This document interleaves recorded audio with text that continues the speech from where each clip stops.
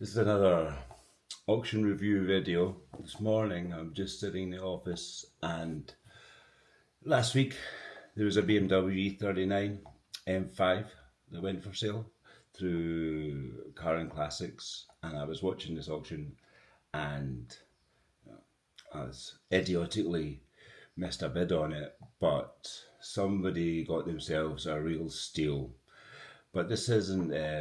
It wasn't just a normal BMW M5. Well, it was just a normal BMW M5, but it was the car that was used by Alex Roy, famous Cannonball record breaker from the early 2000s, car personality, and I don't know what you would call him. He has an organisation called the Human Driving Association that we get onto later.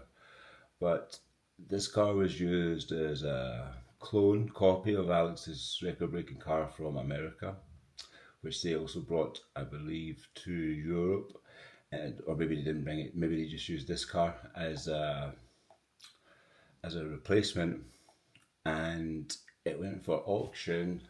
And it's left-hand drive in the UK registered. It's been in the care of the same owner for quite some time. And from the MOT history, it had been off the road for many years. It wasn't the tidiest, it's obviously been parked up. The stickers are, faded and peeling on the back. There was a little bit of rust on the front of the bonnet. The wheels all need refurbished. But it looked like a pretty solid car. These cars do rust. These E39s do rust around the boot, around the petrol tank.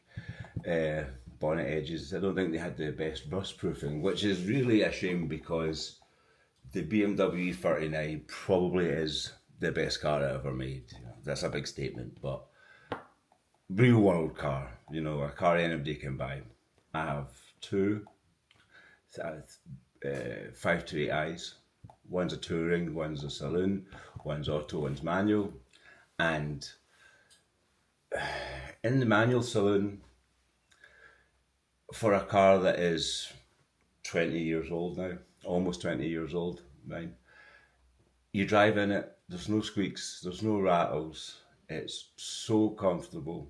The saloon just has the standard wheels, 16s on it, and the ride is incredible. It's not like a modern car, it's just unbelievably good riding, yeah. It is fun car on the back roads. The manual one, you can really drive it. It drifts incredibly. It's not overpowered. It's like you give it a bit of a clutch kick, it'll step out.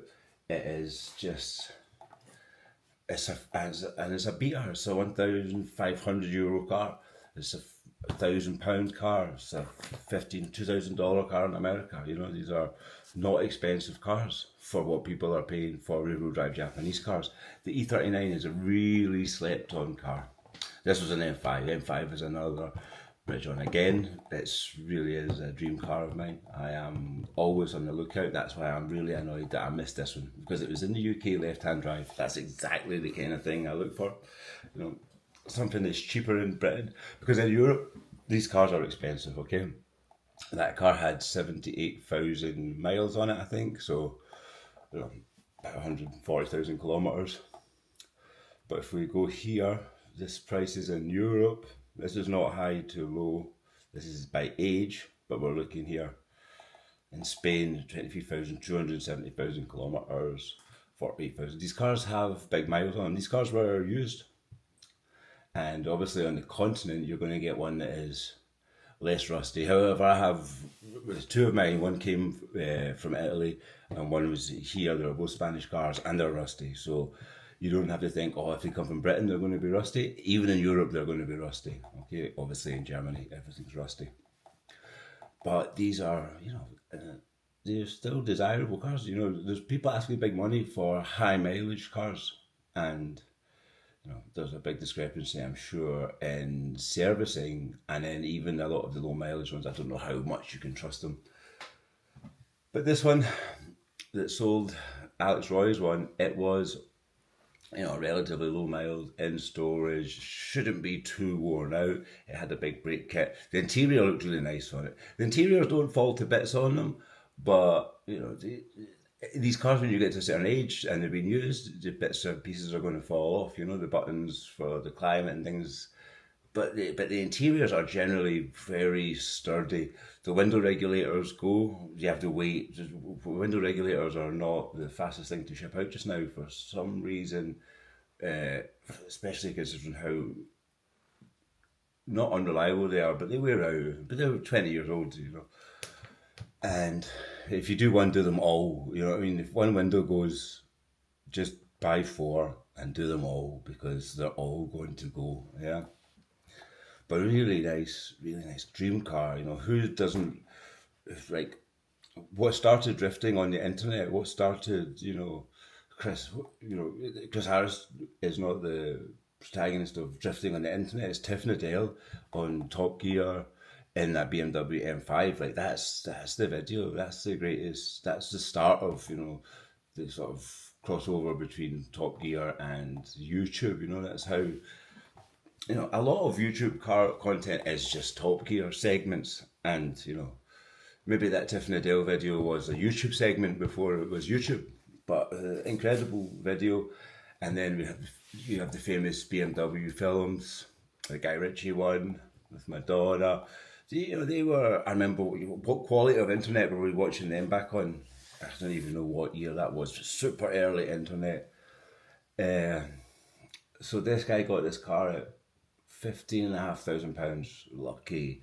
Great deal. Honestly, he's lucky because I was in the middle of making dinner and I was like, somebody else is going to put a bid on that. It's going to go up for another 4 minutes. So I go to the kitchen to turn something off. I come back. So I think it was the one and only bid after passing the reserve. And I was like, oh my God. And the reason is that the week before I had been watching a E36 and it was like 4 minutes, 4 minutes, 4 minutes. And people counting the clock down and then bidding. And I was like, oh my God, you're £7,000 away from the reserve and you're going up in €200 bits. Like, it was like an hour and a half watching this auction. And it's like, guys, you're not even at reserve. Just start putting it in thousands at a time, Please, like, it's £4,000, £5,000. It's like, that pisses me off watching auctions.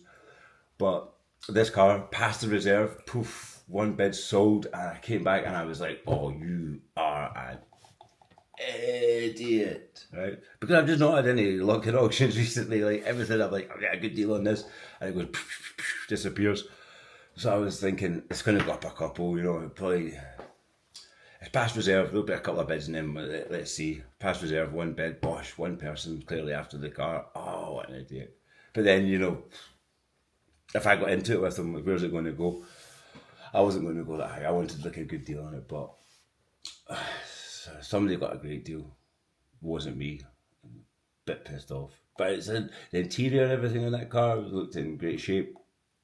The leather, living little mark on the leather there. But it's nice. What's nice about it is it doesn't have the blue centres. I don't really like the blue centres. The grey centre, that looks like ostrich? No. But it's got the grey centres. It's a nice roll bar in it. It still has the bits in the back. Big brake kit.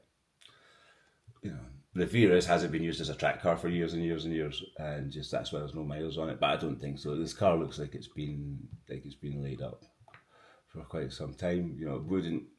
Would you take the roll bar out? Probably, just to get it back into being a car. But somebody got a really nice deal. Those back seats look like they've hardly ever been sat. I probably have hardly ever been sat in. That roll bar's been in it since I think 2008 or something. When we looked through the receipts, but yeah. Nice. And it's got provenance on it, but what is that provenance really worth? Alex Roy's a very niche corner of the internet, interesting character. He has a website called the Human Driving Association,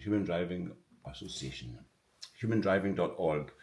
And I just had a look on it this morning. They have a manifesto. Yeah. It's interesting, people that have manifestos. But I'll let you read through it on the screen here as we go through. Interesting points. We are pro-human in pursuit of life, liberty and freedom of movement by any means that do not infringe upon the safety of others. We are pro-technology, but only as a means, not an end. Technology is only as good as our understanding of it, and an incremental approach will save more lives in the near and long term. Driver safety. I don't like this one. Number 4, we support raising driving licensing standards. Driving is a privilege, not a right. Abuse it, lose it. Periodic retesting is essential. I don't think periodic retesting is essential. I think that is an error. And I also think in Britain, and even in Spain, we seem to be getting more and more levels of driving tests, especially if you look at bikes, but now also if you're looking at, if you're born pre-1997 in Britain, you got a license, you could, not born, pass your test pre-97, you could drive, up to 7.5 ton truck with a trailer. Now in Britain, we have weight limits to 3.5 ton, and you need this class of a license, and this class of a license, and this class of a license.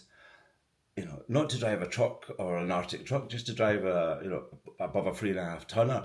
And that doesn't seem right to me. Like, that seems like just bureaucracy for bureaucracy, adding all of these extra levels of licensing onto people and licensing for trailers and stuff like that. I don't think I think people, you could drive a tractor at 16 on a provisional license with a big giant trailer on it. So if you're an adult and you've passed your driving test and you're driving a van that's over 3.5 ton, you shouldn't need an extra license for that. Obviously it's a money-making scam, but it's an extra level of bureaucracy that's not really needed. I think in Britain, the driving test is quite difficult, and realistically, 17-year-olds. If you're a 17-year-old and you're getting straight into pass your driving test and you're straight into driving in a 7.5 ton truck, you're probably a bit more head screwed on than your average 17-year-old who's just passed their driving test. If somebody's trusting you in that truck, So I don't think we need more stricter driving. I definitely don't think we need periodic retesting. That seems like something nobody needs an extra level of bureaucracy in their life for. Okay. We are pro steering wheel. No vehicle should be deployed without a steering wheel. That's interesting from where we are at right now. I don't know how long ago this manifesto was written, but it's an interesting point, Do we need a steering wheel? Do you need some kind of manual takeover in a car? In these cars, in these robo-taxis and cars that are coming now without a driver, and specifically ones that are having no steering wheel, is there going to be a manual in-car override where you have PlayStation controller that you can maneuver the car, say something goes wrong? I don't know that, but it seems like just knowing how cars are and cars breaking down, the ability to turn the wheels when you're pushing a car out of the way is quite handy. There should be some kind of redundancy in a car. But then again, if there's no power, and it's a steer by wire, how are you even going to turn the steering rack if there is no power, if the car is broken? So again, it's an interesting point. Do we need to put steering wheels in these autonomous vehicles? Because that's interesting.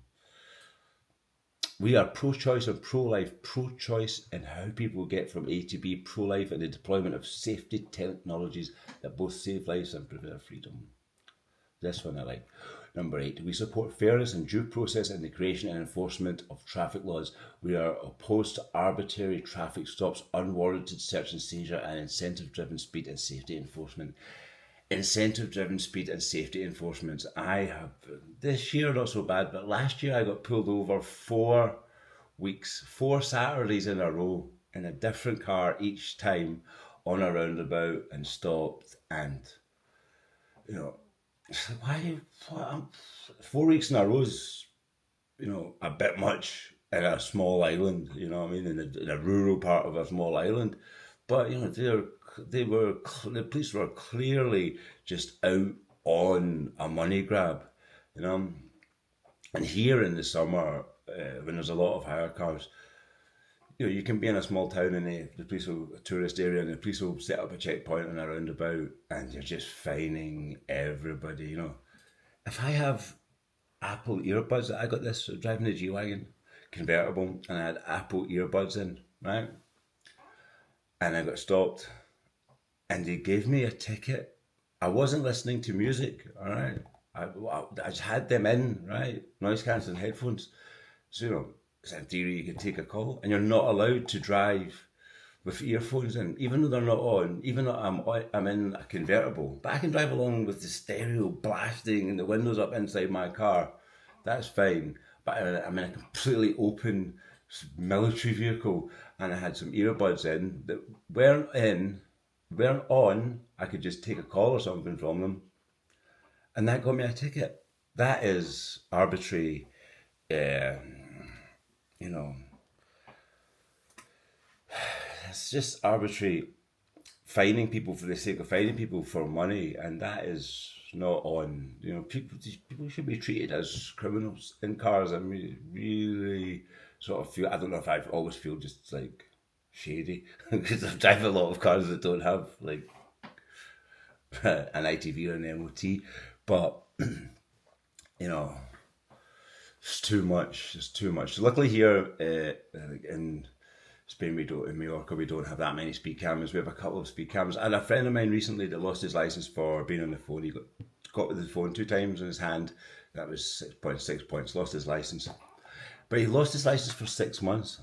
And then he had to do a safety awareness course, which lasted for 4 or 5 days. And it was all day. And then at the end of it, he had to sit a test on the last day.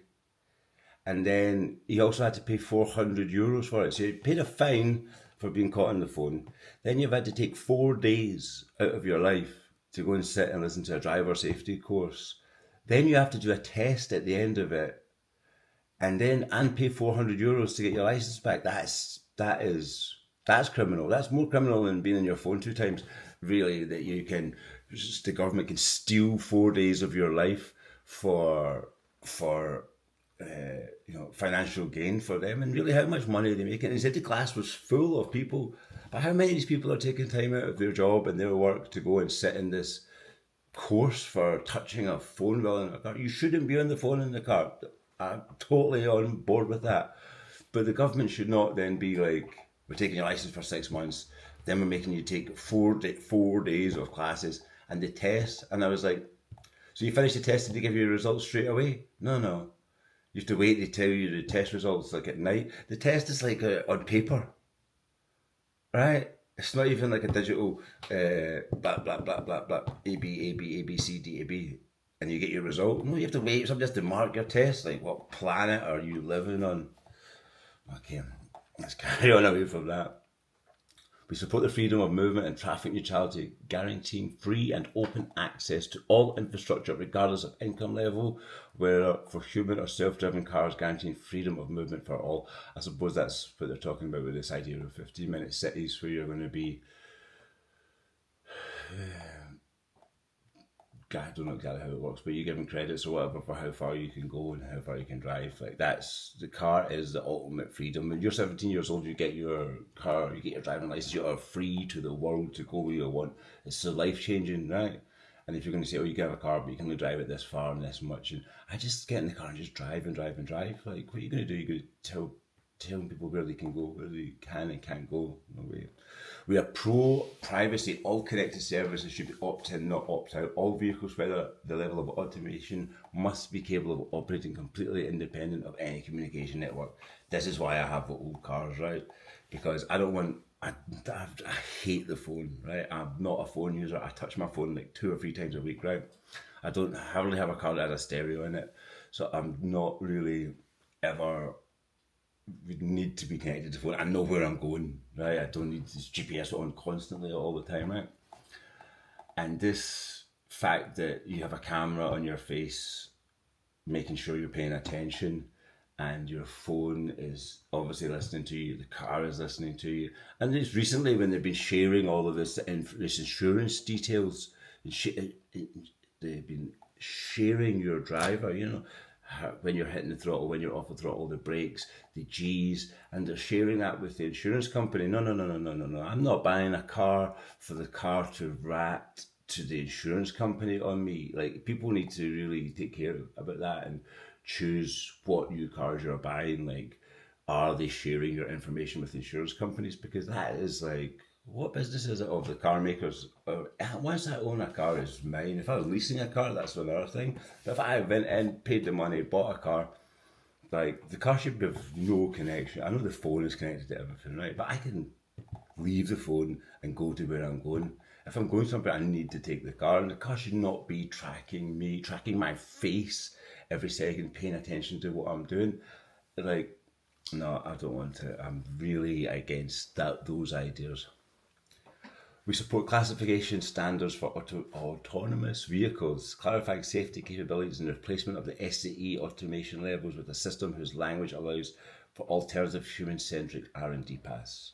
We are pro-constitutional amendment creating a right to drive within the limits of safety technologies that do not infringe upon our freedom of movement. Freedom of movement is like, not cross borders, but freedom of movement inside your own country is a thing, and that's a big worry, I suppose, with all of this. God, it's crazy governments, and how much can we stop people? How can we lower pollution? You know, you can only drive to work, you can only drive to here.